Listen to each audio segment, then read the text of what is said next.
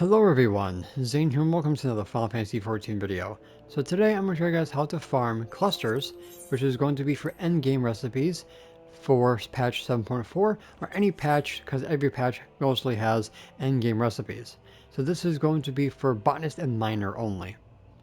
Now ultimately I can't assume that everybody knows these methods, so that's why I'm making this video. So the best ones are going to be in Mordona because they have 3 different time nodes. Now these are on a 3-hour timer instead of the usual 4 because the 4th hour is when the next node will start spawning. So with Botanist, since this is easiest, we have 1 to 4 a.m., 5 to 8 a.m., and then you have 9 to noon. And then you will go into Miner, which is going to be from 1 to 4, 5 to 8, and then you have 9 to 12. I hate military time. I really wish they had the option to do normal time, but it is what it is. So basically, if you know military time, it's easier to understand these nodes. Okay? So the abilities that you're going to be using for this, it depends if you're going to go to other nodes as well. You have, let's see, here we got 12 bounty, 150 GP. King's Yield 2 if you want to waste all your GP here in Mordona, otherwise you're going to skip that. You have Giving a Land at level 74, which is on a 3-minute cooldown. Yeah, then you have the Bountiful Yield 2, which is just for one gathering attempt at 100 GP. If you're going to be using all your GP here, then you're going to use 1 Bountiful Yield, the Giving Land, King's Yield, and then the 12's Bounty. Alright, so the node is up. Now if you don't have the GP required for all these steps, just do the Giving Land and then the 12's Bounty. So the Giving Land is first, and then 12's Bounty, because the Giving Land is a 3-minute cooldown. Now, the Giving Land will come back off cooldown before the next node pops, so don't worry about that. I do recommend crafting in between the nodes if you want to do time efficiency. So we're going to pick the Lightning. Alright, so the first one is going to be 28 because of the buffs. Now we do get a trait that is called Nimia's Ward at 42, which might increase our yield for one gathering attempt. So occasionally increases.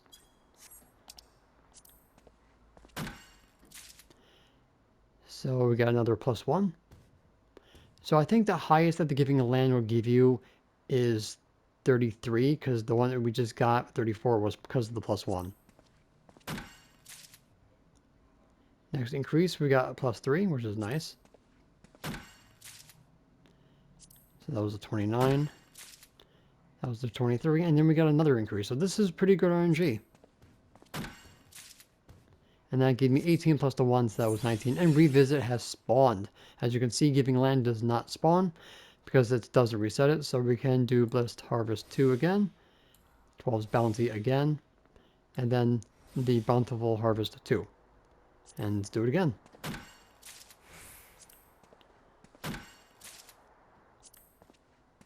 So because the Giving Land is not up, we're getting pretty low numbers, but this node wasn't supposed to happen because Revisit. But yeah, there we go. So basically that is what you're going to do for these nodes. Then if you don't want to use all your GP, you could just use the Giving Land and the 12's Bounty, pop a Cordial, and then go to the next node that spawned, or like I said, just craft in between. Now, when it comes to making Gil, Earth and Ice are the least ones used. Fire, Wind, Lightning, and Water are the most. Okay, if you're making food, water and fire are definitely the most lucrative ones if you're going to be selling them off if you're trying to make a Gil. So those are the ones that I would recommend. Fire and water first, lightning and wind second, and then earth and ice are last. Alright guys, so if you want to do the ethereal reduction method, which I do have a couple of videos on a good places to do those, you can follow those guides as well if you don't want to do just this.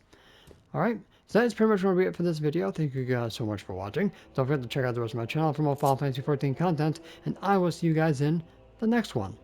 Happy farming! And that's it for today's video. Thank you guys so much for watching. Don't forget to leave a like, comment, and subscribe to my channel if you're new for more Final Fantasy XIV content and help with the YouTube algorithm. If you guys want to support my channel even further, consider becoming a YouTube member, Patreon supporter, or help me on Ko-Fi. The links for those will be in the description down below, as well as my Discord. And the extra special shout out to the members on screen. So until next time, may you forever walk in the glorious light of Lord Bahamut, and always remember to keep forging